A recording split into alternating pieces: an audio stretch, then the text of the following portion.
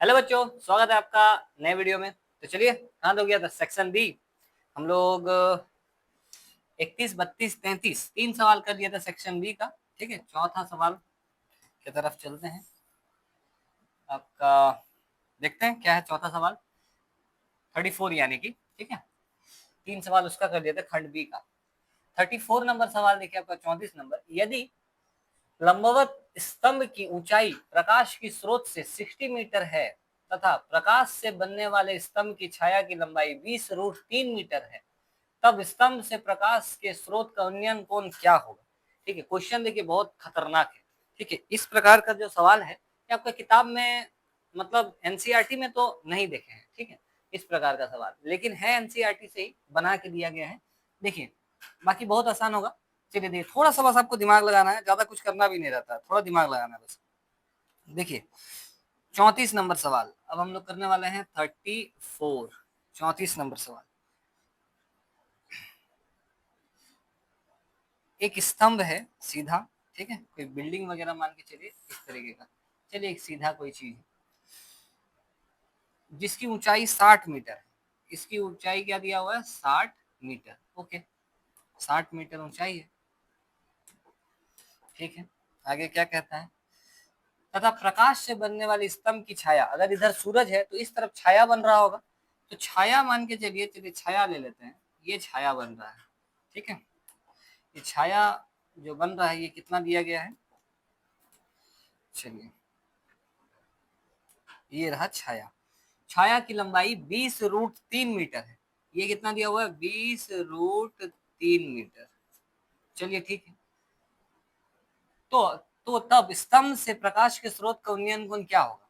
तो यहां से उन्नयन कोण क्या होगा प्रकाश के स्रोत का, यहाँ तक जो है, यहाँ पर पहले मिलाते हैं। आप लोग को पता चल गया होगा अभी तक कि कौन सा चैप्टर से ये सवाल पूछा गया है। ये आपका 9वां अध्याय, त्रिकोणमिति के कुछ अनुप्रयोग। चलिए, ये आपका हो गया, मिला दिए। तो एक त्रिभुज बन गया। आपको पता है ये सीधा खड़ा है, तो यहाँ पर 90 डिग्री का कोण बन रहा है।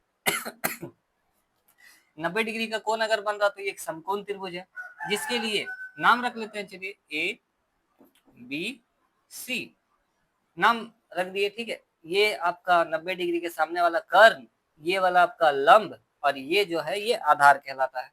चलिए ठीक है, अब हल करते हैं। कितना हो जाएगा बताइए। ये आपका स्तंभ की ऊंचाई जो भी दिया हुआ है, इसको थोड़ा सा लिख देते हैं। चलिए, स्तंभ की ऊंचाई क्या है, ए बी, जो कि दिया हुआ है कितना, 60 मीटर। ओके, यहाँ पर क्या है, छाया की लंबाई। छाया की लंबाई कितना दिया गया है, छाया की लंबाई क्या है, बीसी। क्या है, बीसी, जो कि कितना दिया हुआ है, 20√3 मीटर। चलिए ठीक है, हम लोगों को क्या चाहिए, हम लोगों को ये उन्नयन कोण चाहिए। ये जो कोण है ये उन्नयन कोण, नीचे से ऊपर की ओर जो कोण बनता है उसको हम लोग उन्नयन कोण कहते हैं। ये उन्नयन कोण चाहिए। ठीक है,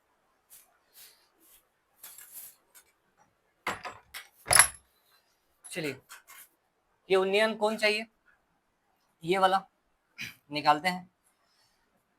आपका त्रिभुज ए बी सी में लिख देते हैं। चलिए, त्रिभुज ए बी सी में।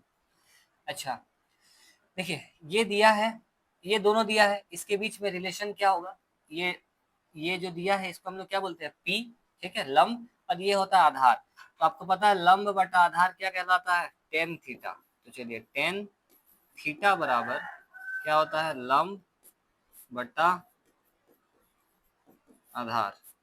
लंब बटा आधार। चलिए टेन थीटा बराबर लंब कितना दिया हुआ है, 60, डिवाइड बाय आधार कितना है, 20√3। ठीक है, चलिए इसको इधर आगे कंटिन्यू करते हैं। 20 का पहाड़ा से 60 कट जाएगा 3 बार में, यानी कि ये बन रहा है टेन थीटा इक्वल्स टू 3/√3। आपको पता है पूरा गोटा 3 के अंदर 2√3 छुपा हुआ है, मतलब ये √3 बार में कट जाएगा। तो ये हो जाएगा टेन थीटा बराबर √3। अब हमको कोण चाहिए, तो आपको यहाँ पर टेन थीटा दिया हुआ, हमको थीटा चाहिए। ठीक है, ये जो है ये थीटा ले लेते हैं, ये थीटा चाहिए। चलिए ये √3 10 का में 10 का टेबल में √3 कितनी बार में आता है? 10 का टेबल में √3 आता है 60 में। तो इस √3 को हम लोग 10 60 डिग्री लिख सकते हैं। तो 10 से 10 अगर हटा देंगे तो थीटा हम लोगों को पता चल जाएगा, थीटा बराबर कितना 60 डिग्री।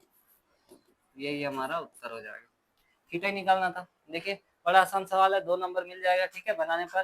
तो चलिए फटाफट से प्रैक्टिस करिए। कुछ भी अगर यहाँ पर असुविधा है कि ऐसा ऐसा कैसे हुआ जो भी चीज, तो कमेंट करके आप बता सकते हैं। चलिए मिलते हैं आप लोगों से नेक्स्ट वीडियो में क्वेश्चन नंबर 35 के साथ।